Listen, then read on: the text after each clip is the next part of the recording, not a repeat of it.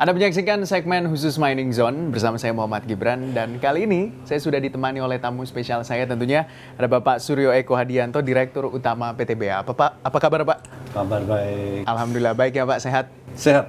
Tentunya juga dalam menjalankan tugas sebagai Direktur Utama PTBA harus tetap semangat dan juga sehat Pak. Tapi melihat PTBA yang bisa saya katakan semakin maju juga tentunya Pak. Tapi ada beberapa tantangan juga tentunya semakin kita ketahui untuk kedepannya. Seperti yang kita ketahui misalnya ketika hasil KTT COP26 ini, ya bisa dikatakan ada berbagai tantangan, termasuk diutamanya adalah menutup PLTU. Nah, kita ketahui bahwa energi batubara adalah salah satu energi yang paling murah tentunya untuk bisa memberikan energi kepada masyarakat. Bagaimana PTBA melihat ini sebagai tantangan tapi bisa juga menjadi sebuah opportunity tentunya Pak? Oke.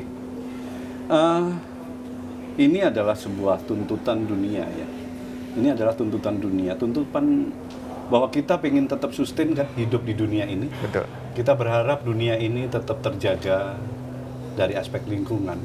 Maka tuntutan dunia ini harus kita sikapi secara positif. Karena mau tidak mau, suka tidak suka, kita memang harus menyelamatkan dunia ini secara bersama-sama. Kita harus bersama-sama menjaga sustainability lingkungan hidup. Nah, Bukit Asam menyikapi hal tersebut, ada beberapa hal yang harus dilakukan. Yang pertama, PTBA harus siap untuk bertransformasi bisnis dari batubara ke energi. Nah, di energi ini pun harus masuk ke energi baru dan terbarukan. Karena bagaimanapun juga, itu adalah energi masa depan. Energi yang sangat ramah terhadap lingkungan. Nah, PTBA akan masuk ke sana. Dalam menyikapi hal ini, PTBA seperti halnya nasihat Nabi besar kita. Bekerja dan berusahalah seperti kamu masih akan hidup 1000 tahun lagi, tetapi berdoalah seolah-olah besok pagi kamu akan mati. Nah, demikian juga dalam bisnis batubara. Saat ini PTBA tetap berupaya semaksimal mungkin berupaya di dalam bisnis batubara seolah-olah bisnis batubara itu tidak pernah ada akhirnya. Tetapi tetap harus mempersiapkan transformasi bisnis seolah-olah besok pagi itu batubara sudah tidak laku lagi.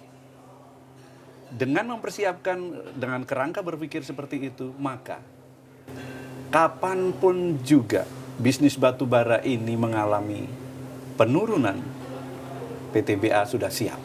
Mungkin adalah perusahaan yang paling siap. Berarti bisa dikatakan sudah ada rencana jangka panjang juga oleh PTBA Ya, Pak? PTBA sudah punya roadmap sampai 2050, kita sudah susun. Roadmap PTBA mewujudkan visinya sebagai perusahaan energi dan kimia kelas dunia yang peduli lingkungan. Berarti ada transformasi begitu ya Pak? Betul. Karena kita ketahui bahwa tantangan tentunya bagi perusahaan-perusahaan di sektor batubara. Ada yang mengatakan Pak bahwa yang jadi pemenang adalah yang bisa bertransformasi, melihat bagaimana perkembangan zaman dan juga punya cash flow yang tentunya juga cukup untuk kuat untuk menghadapi tantangan-tantangan tersebut. Betul. Siapapun perusahaan atau siapapun orangnya, kita belajar dari evolusi yang ada di dunia ini. Dinosaurus itu binatang yang cukup besar, tetapi punah juga. Karena apa? Tidak bisa menyesuaikan, tidak bisa bertransformasi dan menyikapi kondisi lingkungan. Walaupun waktu itu dinosaurus sebesar itu, kurang kuat apa, kurang besar apa, kurang gagah apa, dia paling gagah pada saat itu. Tapi punah. Tetapi kancil yang hanya kecil, sampai dengan hari ini masih hidup.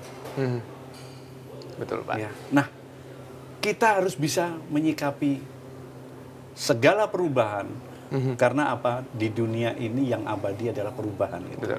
Jadi siapa yang bisa menyikapi perubahan itu dengan baik, mempersiapkan dirinya untuk menghadapi sebuah perubahan dengan matang, dengan terencana, dengan baik, dia yang akan sustain ke depannya. Oke Pak, berbicara soal pengembangan PTBA ini menjadi perusahaan energi Pak. Ya. Mungkin step-stepnya sudah melakukan apa saja Pak PTBA kalau kita bisa tahu?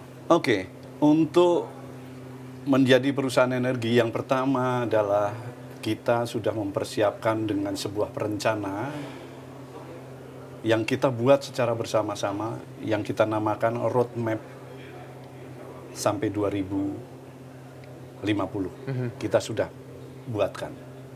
Dari sisi rencana, dari sisi kegiatan yang langsung bisa dilihat, tahapan pertama PTBA memang masuk ke PLTU, pembangkit listrik tenaga uap, yang berbasis batu bara. Betul.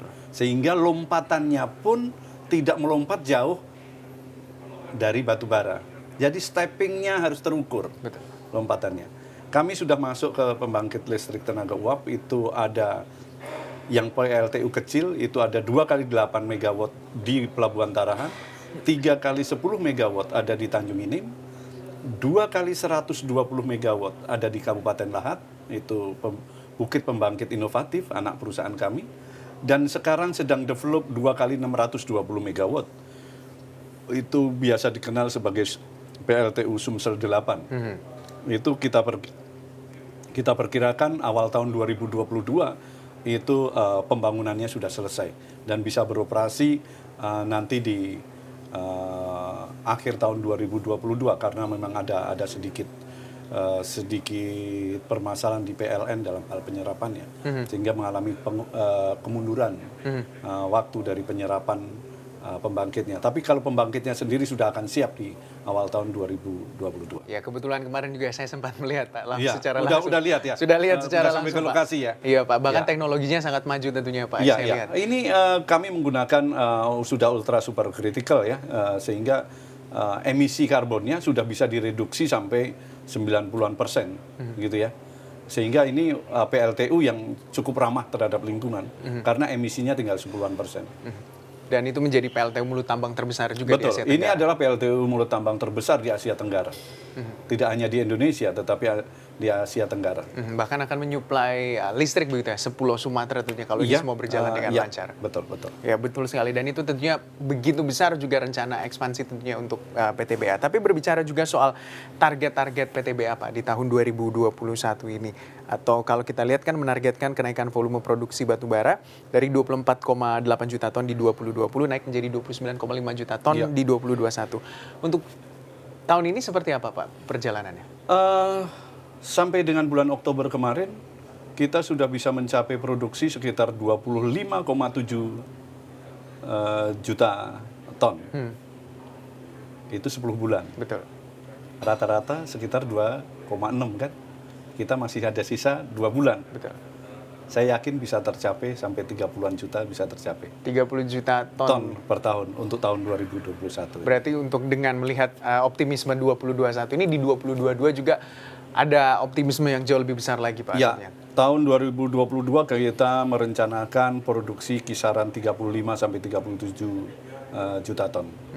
Ya. 35 sampai 37 juta ton Iya, tentunya Pak. itu ekuivalen dengan naik sekitar 20 sampai 25% dari kapasitas produksi hari ini dari tahun 2021.